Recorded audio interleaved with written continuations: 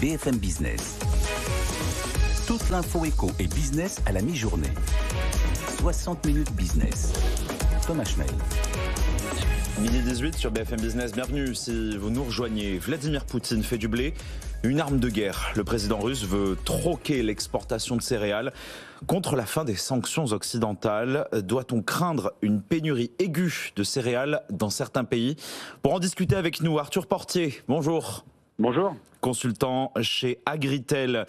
Est-ce qu'il faut prendre la menace de pénurie et donc la menace de famine au sérieux dans certains pays ?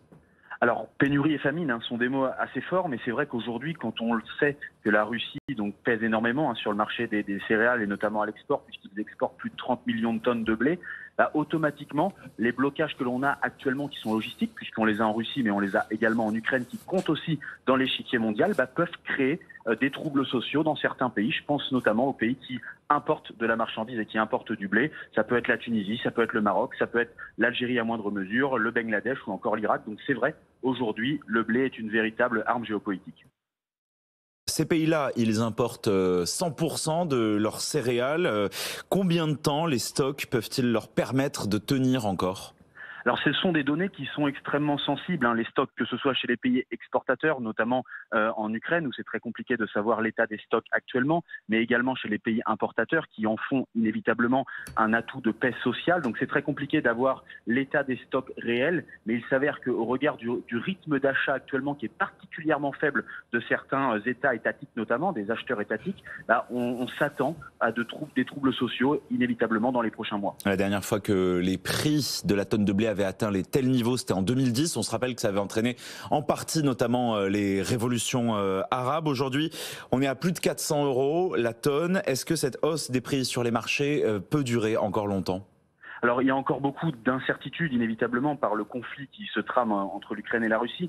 Il s'avère qu'au niveau international, le fait qu'il y ait un blocage logistique en Ukraine notamment et partiellement en Russie, concentre la demande internationale vers très peu d'exportateurs. Et il y a notamment la France, les États-Unis, qui sont actuellement eux-mêmes en proie à des difficultés en raison d'une météo qui est assez néfaste. Il y a un peu de sec en France, il y a du sec sur les blés d'hiver aux États-Unis. Donc il y a une demande qui se concentre vers très peu de pays et automatiquement ça renchérit le prix du blé sur ces origines-là qui sont extrêmement demandées. Donc à moyen terme, si le conflit perdure, oui, le prix du blé devrait rester sur des niveaux particulièrement élevés. La France est autosuffisante en termes de blé ?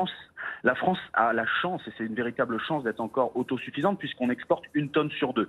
Donc sur 35 millions de tonnes grosso modo produits, nous en consommons la moitié sur le territoire national et la moitié est exportée. Donc on a la chance, encore une fois, d'être autosuffisant, d'être exportateur et même de contribuer à la paix sociale dans certains pays qui achètent cette paix par l'alimentation. Donc on l'entend, la Russie, premier exportateur mondial, elle est en train de faire main basse également sur les productions particulièrement denses et riches de l'Ukraine. Face à ça, il y a un autre pays important en termes de production de blé qui a décidé de plafonner ses exportations, c'est l'Inde qui décide de limiter ses exportations de blé. Est-ce que cette solution est viable? Cette souveraineté mise en place par l'Inde pour limiter les prix peut-elle être étendue à d'autres pays?